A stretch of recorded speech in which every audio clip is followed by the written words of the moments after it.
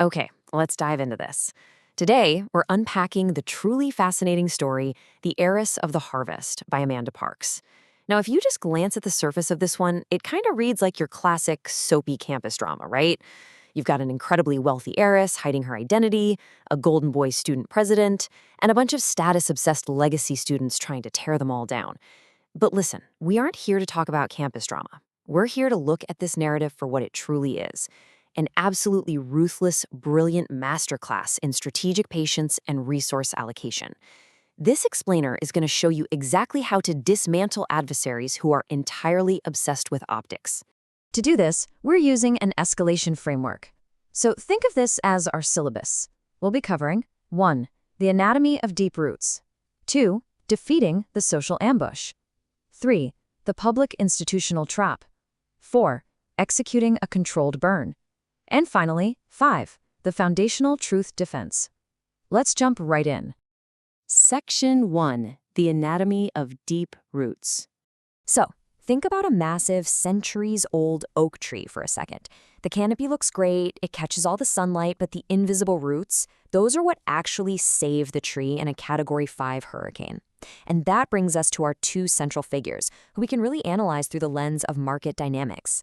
First up, we have Annalise. She is essentially a deep value stock. After inheriting a massive billionaire agricultural fortune from a tragic plane crash, she chooses to live quietly on her grandparents' dusty farm. She's literally weaponizing her obscurity here. She sits in the back of her calculus class, completely ignored by the broader market, using her plain packaging as a filter to keep all those superficial players away.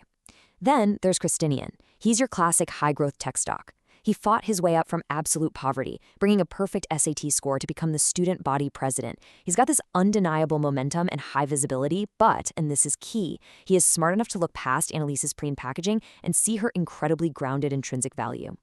Now, both of them absolutely reject the status-obsessed culture around them, so they need to know if the other is actually genuine. Christian proves this by passing what the text calls the harvest test, which is just a perfect illustration of the sociological concept of costly signaling. Look, anyone can say they respect hard work, right? But Christian, he actually shows up at Annalise's farm at 6 a.m. on a Saturday, swaps his prep school blazer for a flannel, and spends 4 grueling hours hauling heavy cedar posts and hammering wire until his knuckles literally bleed. That right there is a signal that simply cannot be faked by a status seeker. It proves his authenticity beyond a shadow of a doubt. Section 2. Defeating the social ambush. When you possess this kind of grounded authenticity in a highly superficial environment, you inevitably become a massive target. And this is where the romance escalates into all-out war. Enter our first adversary, Vanessa. She trades entirely in the currency of status. So at the university gala, she attempts to utterly destroy Annalise by projecting a leaked photo of Christian working in the mud at the farm, basically trying to mock them. But when that fails, she drops a nuclear bomb. She exposes Annalise's hidden billionaire wealth to the entire room, hoping to paint her as a total fraud. I want you to think about this for yourself for a second. How do you respond to a sudden, public humiliation that exposes your carefully hidden reality? Well, you do exactly what Annalise did. You refuse to give your consent to the shame. Shame only works if the victim actually agrees to it. Annalise instantly owns the narrative. She just looks around the room and delivers this absolute mic drop line. She says, "I worked the land because my grandparents taught me that value comes from what you build, not what you inherit." Boom. She doesn't hide from the truth, she just completely recontextualizes it, and in doing so, she totally defangs Vanessa's attack. Moving on to Section 3, the public institutional trap. Having completely failed socially, Vanessa escalates to academic warfare. She steals the answer key for the Advanced Agricultural Economics Final, an exam worth 50% of their grade, by the way. Now, what's really interesting about this slide is a timeline of how Annalise completely dismantles this heist. It's like watching a chess master. Vanessa plants the stolen key in Annalise's vintage satchel right before the test. But Annalise has this habitual discipline of checking her bag every single morning, so she finds it. She and Christian then go pull the security footage of Vanessa actually stealing it. Fast forward 30 minutes into the exam, Vanessa publicly stands up and accuses Annalise of cheating. The professor walks over, reaches into the bag, but he doesn't find the key. Instead, he finds a formal academic integrity report detailing Vanessa's exact plan to cheat, signed by Vanessa herself, which Annalise had seamlessly swapped in. Unbelievable, right? So why endure this crazy public spectacle mid-exam instead of just quietly reporting Vanessa to the dean that morning? Well, here is why this matters to you when you're dealing with institutional conflict. If Annalise reports it privately, it just becomes an administrative issue. And we all know bureaucracies naturally protect the status quo. Vanessa might just get a slap on the wrist. But by letting Vanessa spring her own trap publicly in front of the professor and the entire class, Annalise completely bypasses the bureaucracy. She forces her opponent to overcommit to a lie in front of an audience, permanently destroying all plausible deniability and ensuring Vanessa's immediate expulsion. The lesson? You don't just block the punch, you let them swing so hard they fall right out of the ring, and take the referee down with them. Which brings us to Section 4, executing a controlled burn.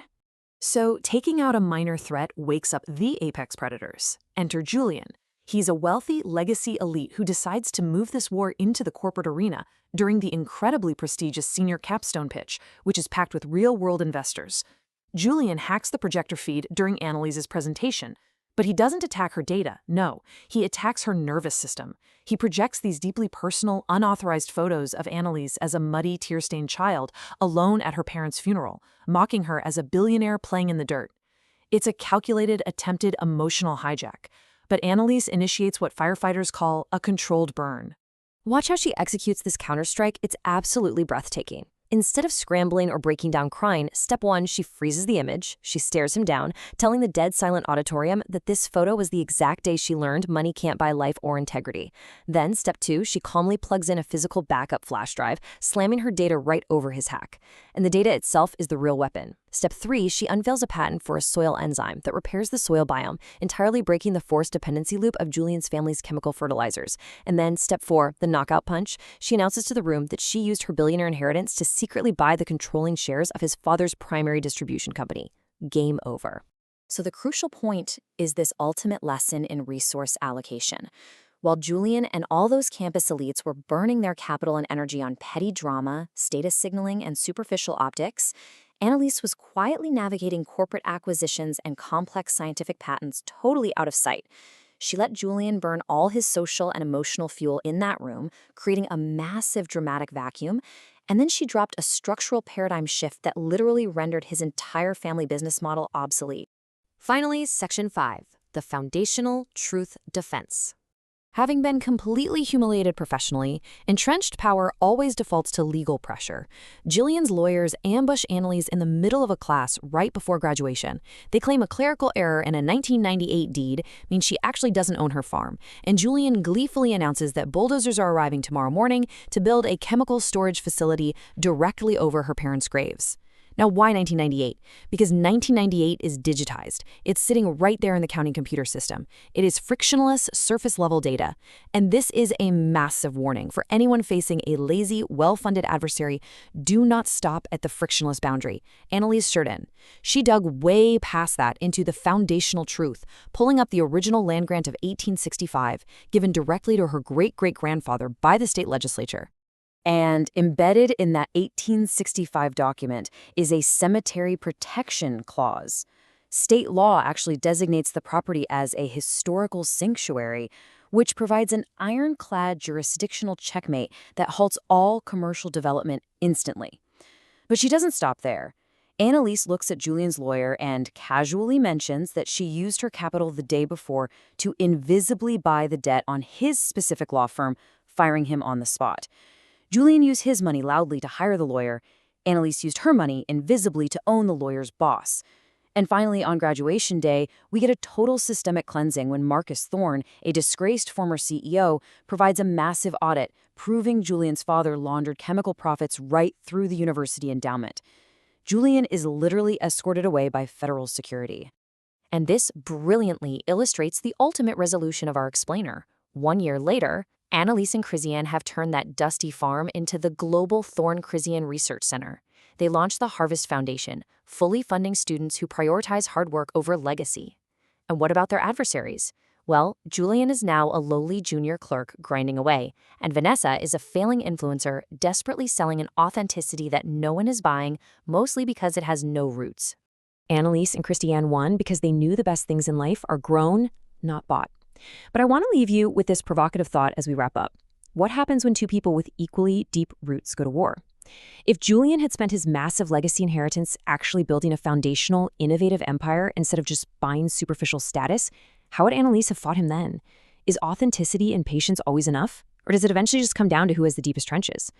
Keep tending your own roots out there, folks. You never quite know what's growing in the plot next door.